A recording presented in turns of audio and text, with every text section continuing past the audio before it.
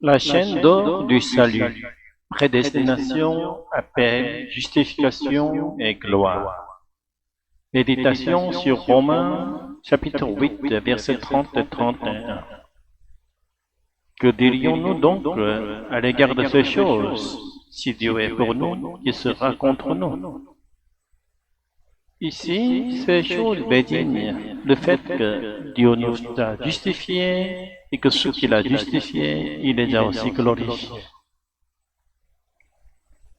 L'apôtre Paul va même plus loin en affirmant que, avant de nous justifier, Dieu nous avait prédestinés et qu'il nous a appelés. Notre justification n'est pas basée sur nos œuvres ou nos mérites, mais uniquement sur le fait que Dieu nous a choisis et appelés. Cela signifie que la gloire du salut que nous recevons n'est rien d'autre que le fruit de la grâce de Dieu. Il ne s'agit pas d'un mérite humain, mais pour parler de manière imagée, nous sommes simplement tombés dans le radar de l'amour et de la grâce de Dieu. Et pour montrer que tout cela n'est pas le fruit du hasard, mais bien de la volonté bienveillante de Dieu, Paul utilise l'expression « il nous a prédestinés ». Romains 8:30. Ce qu'il a prédestiné, il est déjà aussi appelé. Ce qu'il a appelé, il est déjà aussi justifié. Et ce qu'il a justifié, il est déjà aussi glorifié. Dans ce verset, tous les verbes sont à l'aoriste, passé indéfini en grec. En particulier, le dernier verbe, il les a glorifiés, parle d'un événement futur et la glorification finale.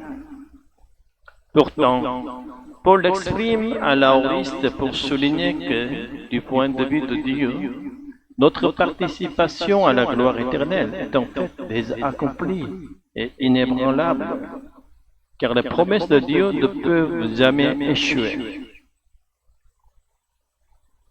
Cependant, il faut remarquer ceci, en grec biblique, l'aoriste n'exprime pas le temps mais l'aspect de l'action.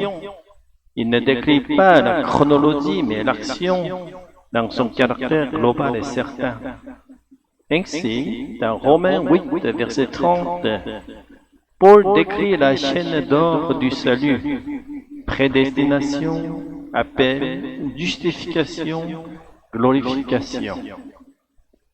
En utilisant partout l'aoriste, il montre que toutes ces actions divines forment un tout inséparable, une œuvre unique de Dieu. Et rien au monde ne peut les interrompre ou les détruire. Mais il y a une nuance importante. Dieu a donné à l'homme la liberté.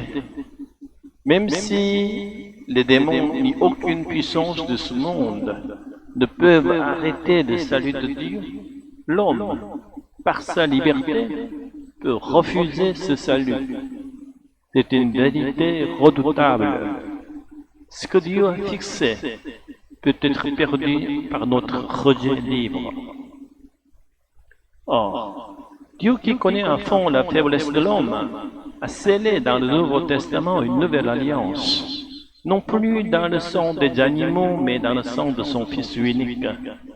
Et par l'envoi du Saint-Esprit, nous pouvons participer librement au plan du salut de Dieu, sans être dépossédés de notre liberté. Ainsi, nous recevons la possibilité de parvenir à la gloire éternelle. Ceci est le cœur de l'évangile de Jésus-Christ. Lorsque nous croyons pleinement en cette bonne nouvelle, notre salut pour la vie éternelle est certain.